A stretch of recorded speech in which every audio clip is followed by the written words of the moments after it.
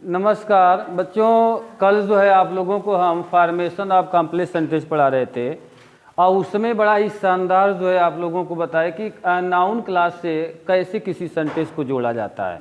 आइए इसको हम शुरू करते हैं, थोड़ा ध्यान से समझिएगा। इसमें कल जो है हम बता रहे थे कि कॉम्प्लेक्स सेंटेंस में जब कभी भी हम सेंटेंस को जोड़ने जाते हैं तो हमारा सबसे पहला काम प्रयास ये रहता है कि हम दोनों सेंटेंस का हिंदी निकाल करके जोड़ें, ठीक ना। और जब हिंदी निकाल करके जोड़ने जाओगे तो जो उसमें कंजक्शन रहेगा वह स्वयं अपने आप आ जाता है। तो वह कंजक्शन क्या आ सकता है, सवाल ये भी रहेगा। यानी कहने का मतलब ये है कि कॉम्प्लेक्स सेंटेंस में किससे जोड़ेंगे, सवाल ये है।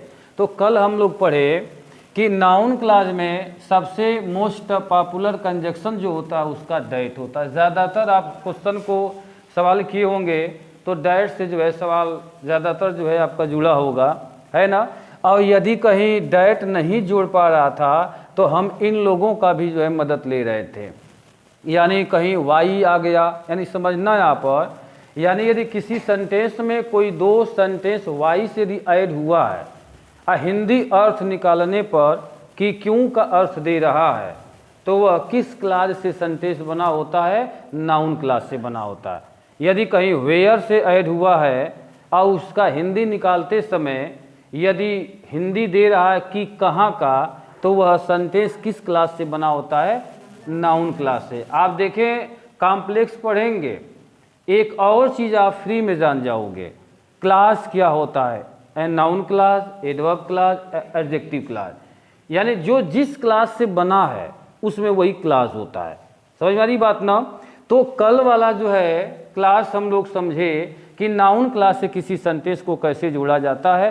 तो इतना समझने का मतलब है कि हम जब कभी भी कॉम्प्लेक्स बनाएंगे तो किससे जुड़ेगा, सवाल ये है। और वह जुड़ने वाले शब्द कौन है, तो वह सारे शब्द एक बार हमारे माइंड में आ चुका है। हम किससे किससे जोड़ते हैं, दो शब्द आपको बताए, एक हम डैट ले लेते हैं और एक WH ले लेते हैं। और WH याद करने वाला कोई मैटर थोड़ी होता है, ये सबको याद होता है। उसमें कौन कौन, बस सेंटेंस को बैठाओ, जो आएगा उसको लगाकर हम दे लेते हैं, ठीक ना। अब हम बात करते हैं कॉम्प्लेक्स सेंटेंस के लिए जो दूसरा नियम जो हम लोगों का एडजेक्टिव क्लास है, इससे किसी सेंटेंस को हम कैसे जोड़ते हैं। यानी कि आपको दो चार और नया कंजक्शन मिलेगा। समझ में आ रही बात ना। तो सबसे पहले आप समझो कि आखिर एडजेक्टिव क्लास का यूज कब होता है, कब हम करेंगे, पहले इस चीज़ को जो है समझो, ठीक ना।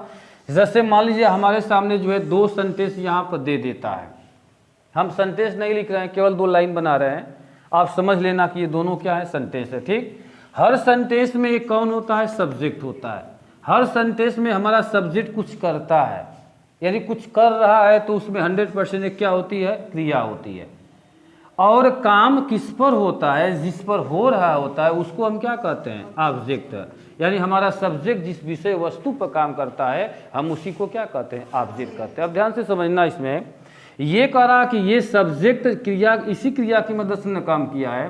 यानी कि हमारा सब्जेक्ट जिस विषय पर काम किया है, यदि उसी विषय वस्तु को दूसरे सेंटेंस में सब्जेक्ट यदि बनाया गया होता है तो हम वहाँ एडजेक्टिव क्लास का प्रयोग करते हैं। यह तर्क आर्गुमेंट नया नहीं है, आप पीछे भी जो है सिंपल सेंटेंस में भी ऐसा चीज़ पढ़े हो, है ना। पार्टिसिपल में आया था, ये आप लोगों को याद होगा। पार्टिसिपल में जो चौथा वाला मॉडल था, पास्ट पार्टिसिपल में एक ही मॉडल था, उसमें भी यही लॉजिक आया था।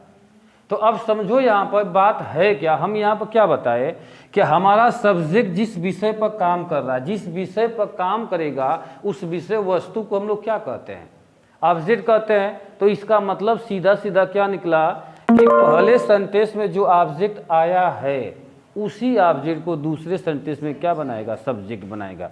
यह बात समझ में आया कि नहीं आया, सभी लोग समझ गए ना।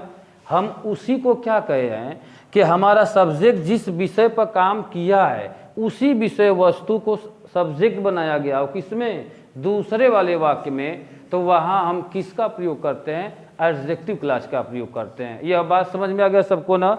हम उसी को ऐसे भी कहे हैं कि हमारे पहले सेंटेंस में ये जो ऑब्जेक्ट आया रहेगा, इसी ऑब्जेक्ट को दूसरे सेंटेंस में क्या बनाता है, सब्जेक्ट बना लेता है। यानी दूसरा सेंटेंस जो आया रहेगा वह किसके लिए आएगा, सब्जेक्ट के लिए आएगा कि ऑब्जेक्ट के लिए आएगा, किसके लिए आएगा, ऑब्जेक्ट के लिए। यही इसकी पहचान है, समझ में आया ना। तो ये तो इसकी पहचान हो गया कि हम जान गए, हमको कहीं नहीं जाना है, नाउन क्लास में नहीं जाना है, एडवर्ब क्लास में हमको नहीं जाना है, हमको सीधे पहुंचना है कहाँ पर, एडजेक्टिव क्लास में जो है हमको जाना है। अब सवाल ये होता है कि एडजेक्टिव क्लास जुटता कैसे है, इनके कंजक्शन क्या हैं। तो इनके कंजक्शन कुछ अलग नहीं है, जो ये WH देखे हो ना इसी में से है, लेकिन थोड़ा सा अर्थ डिफरेंट जाएगा, ठीक ना। आइए उन शब्दों को देखते हैं कि ये इसमें कौन कौन शब्द आता है, थोड़ा ध्यान से समझिएगा। देखिए इसमें पहला शब्द को हम लेते हैं किसको, हु को लेते हैं। अब आपको पता होना चाहिए कि हु इसमें क्या बना था, नाउन क्लास में जब हु आता है तो अपना हिंदी का अर्थ किस में देता है, कि कौन में देता है, लेकिन यहाँ अपना अर्थ क्या देगा, जो या देगा किसमें, जबकि में जो यहाँ अर्थ देगा। तो आपको एक और नया शब्द मिल गया कॉम्प्लेक्स बनाने के लिए। यदि आप किसी सेंटेंस को कॉम्प्लेक्स बना रहे होते हो, यदि नाउन क्लास फेल होता है, नाउन वाला शब्द नहीं जोड़ पाता है, तो हमारे माइंड में ये भी रहना चाहिए कि हम अपना सेंटेंस जो या जबकि से भी जो है हम जोड़ते हैं। एक और शब्द होता है इसमें, देखो एक और शब्द होता है कौन, विच होता है। और आपको बता दें कि विच भी अपना अर्थ क्या देता है, जो या जबकि या जो की का अर्थ देता है। क्लियर ना। तो हमारे माइंड में एक और शब्द आया ना कि हम कॉम्प्लेक्स जब बनाएंगे तो हम बीच में जो जोड़ने जाएंगे, हु को आप जानते थे कि कौन तो दे ही रहा था, लेकिन बाय द वे वो नहीं जोड़ पाएगा, तो हम उसका अर्थ जो या जबकि का भी ले सकते हैं। विच भी जो है शब्द आपका वही होता है, तो दोनों में थोड़ा सा डिफरेंट होता है। यानी कि यदि वह वस्तु या ऑब्जेक्ट जो है निर्जीव होता है, नॉन लिविंग थिंग होता है, तो हम विच लगा लेते हैं, और जो लिविंग थिंग होता है वहाँ पर हम लोग क्या लगाते हैं, हु लगाते हैं। लेकिन कॉम्प्लेक्स बनाते समय इन चीज़ों का यहाँ बहुत ज़्यादा ध्यान नहीं देना है। लेकिन सेंटेंस करेक्शन में यदि सेंटेंस पूछा जाता है, आपको जब सिंटैक्स हम पढ़ाएंगे तो वहाँ सटीक लगाना होता है ना। हु कहाँ लगेगा, लिविंग थिंग के लिए, और विच कहाँ लगेगा, नॉन लिविंग थिंग के लिए लगता है। वहाँ इन नियमों को देखा जाता है। वैसे ऐसे क्वेश्चन को यहाँ कॉम्प्लेक्स बनाने के लिए आप दोनों में से किसी को भी आप लगा सकते हो, ठीक। अब देखो एक और वर्ड हम यहाँ पर ले रहे हैं, इसको भी आप देखे हो, कहाँ देखे हो, ये कहाँ आया था, नाउन क्लास में आया ना। तो उसमें ये अर्थ क्या दे रहा था, उसमें कि कब का अर्थ दे रहा था, लेकिन यहाँ देखो क्या देगा, यहाँ अर्थ देगा किसका, जब का देगा। तो आपको एक और नया शब्द मिला, हमारा सेंटेंस जब से भी क्या होता है, जुड़ता है। एक और क्वेश्चन देखिए, एक और वर्ड हमारे पास है वेयर, और वेयर भी आप वहाँ देखे थे, वेयर का अर्थ वहाँ पर कि कहाँ हो रहा था, लेकिन आपको बता दें यहाँ इसका अर्थ क्या होगा, जहाँ होगा। तो एडजेक्टिव क्लास में 4 शब्द दिए। यह देखो सबसे अच्छा चीज़ हम आपको कॉम्प्लेक्स बनाने का ट्रिक बता रहे हैं, यानी कैसे जल्दी से बना लोगे, ठीक ना।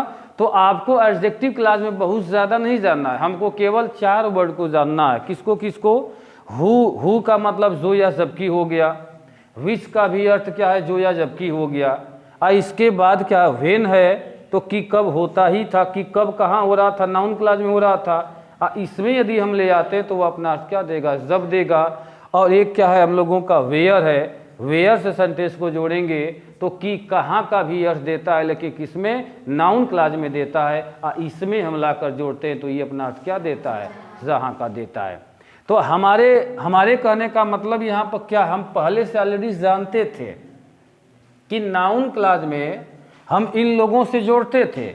यानी सबसे बड़ी बात यह है कि हम आप लोगों को बताएं कि सिंपल कह रहे हैं, ये कॉम्प्लेक्स सेंटेंस जब बनाने जाओगे तो हम आपको पहले दिन यही बताया कि हमको यही पता लगाना है कि बीच में क्या रखेंगे, क्योंकि हमने बताया कि कंजक्शन से बनता है, बीच में कंजक्शन देना है। तो कंजक्शन क्या हो सकता है, तो क्या हो सकता है, कुछ अनुमानित कंजक्शन आपको दे दिए कि हमको इसमें से कोई लगा लेना होता है और नहीं तो इसमें से लगा लेना होता है। हम पहले ट्राई नाउन क्लास से करेंगे, यदि वो जोड़ने में अनेबल होता है तो हमें यूज करते हैं किसका, एडजेक्टिव क्लास का। और जब एडवर्ब क्लास लगा लोगे, पढ़ लोगे, तो ये सारी समस्या ही खत्म हो जाएगा, आप तुरंत जान जाओगे। जैसे हम जान जाते हैं, जैसे जो भी सेंटेंस हमारे सामने आएगा हम देखते ही जानेंगे कौन क्लास आएगा इसमें।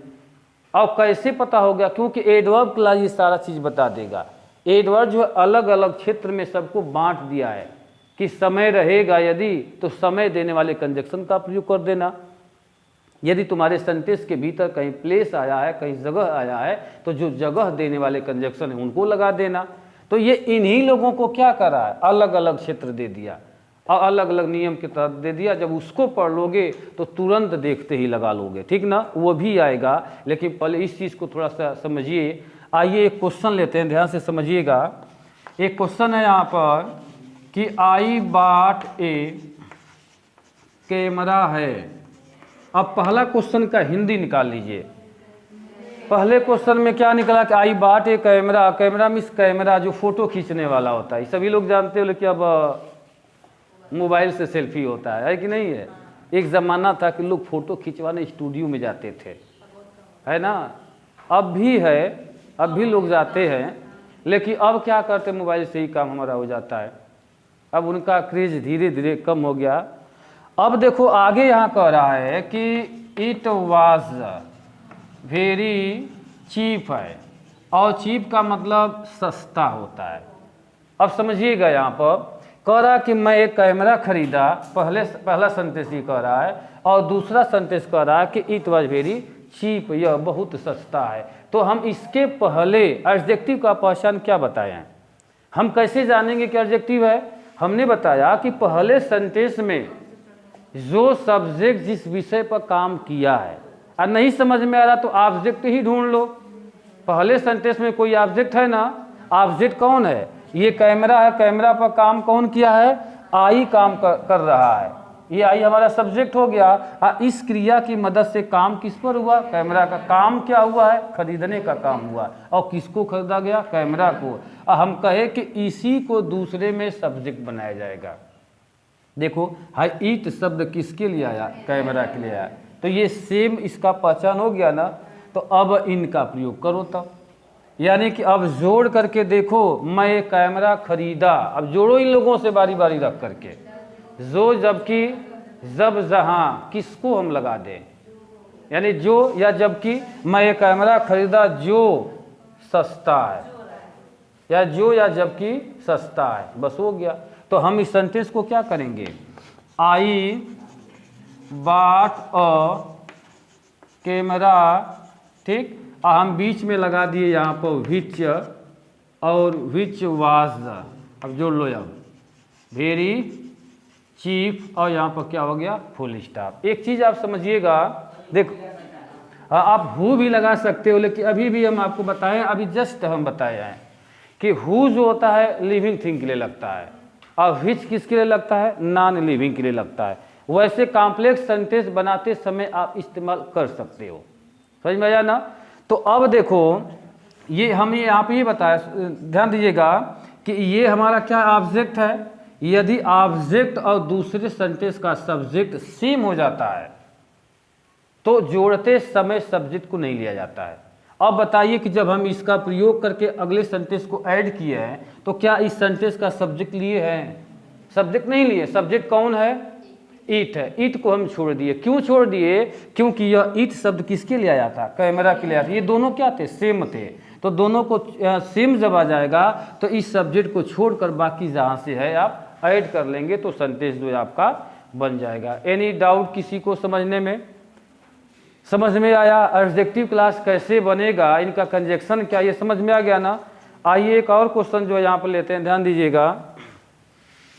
एक और क्वेश्चन है, इधर कह रहा है कि राम सा ए डॉग, राम एक कुत्ता देखा, ठीक। और इधर यहाँ पर सेंटेंस कह रहा है the dog was laying on the road. Look the sentence and try to understand about this question. अब इसका क्या आंसर होगा अब बताइए। पहले हिंदी हम निकालते हैं, हिंदी निकालिए।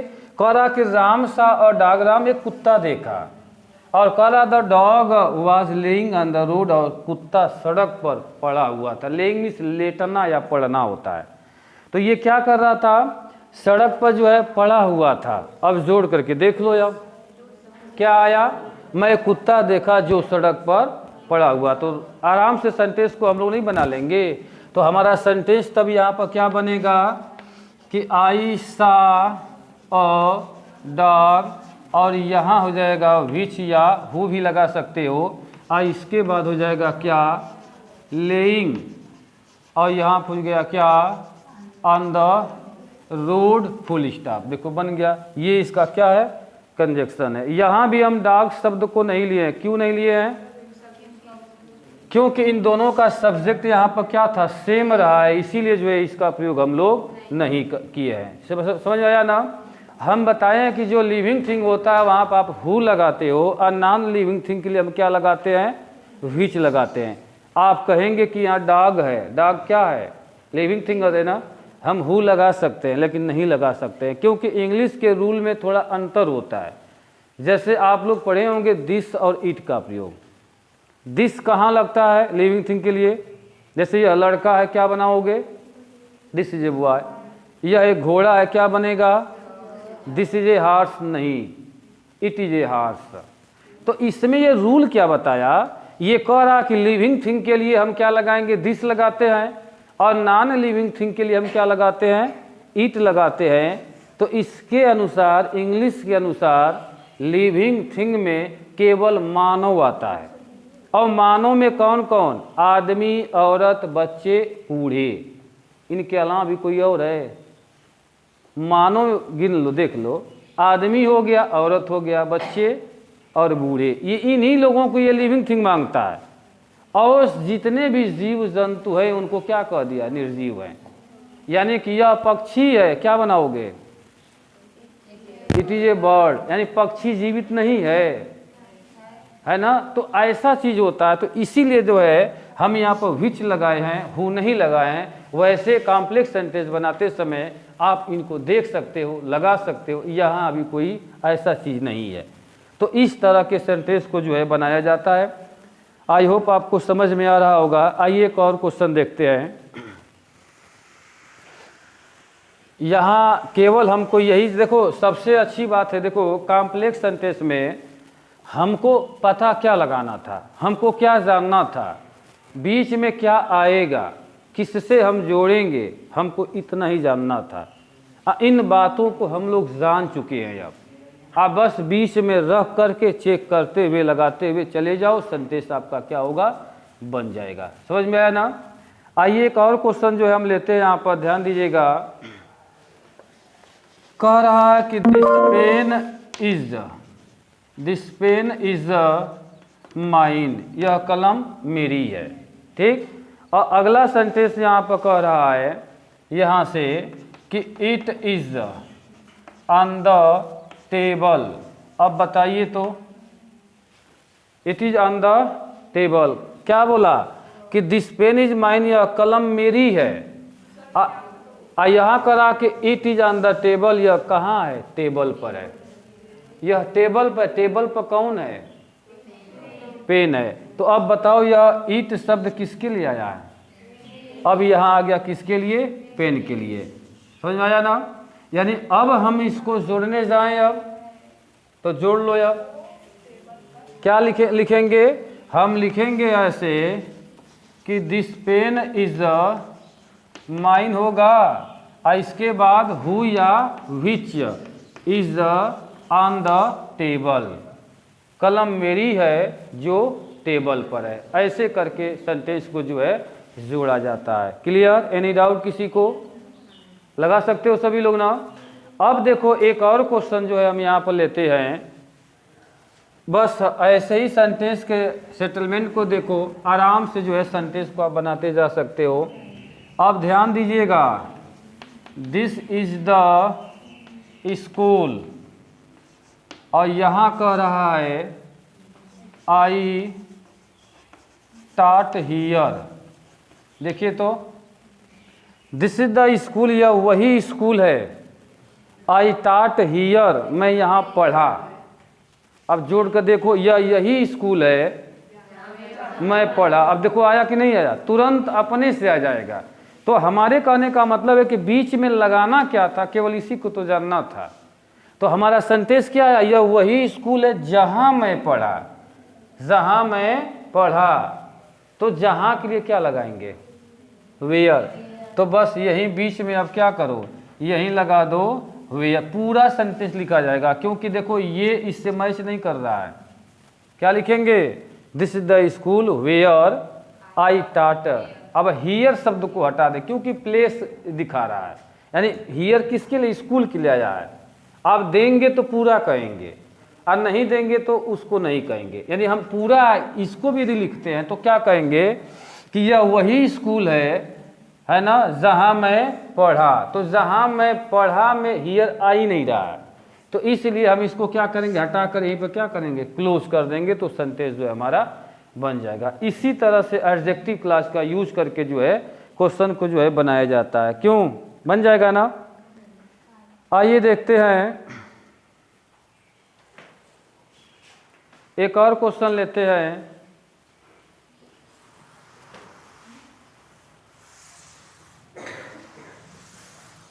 एक क्वेश्चन है, आई बॉट ए पेन। मैं एक कलम खरीदा। इधर कह रहा है इट वाज कॉस्टली।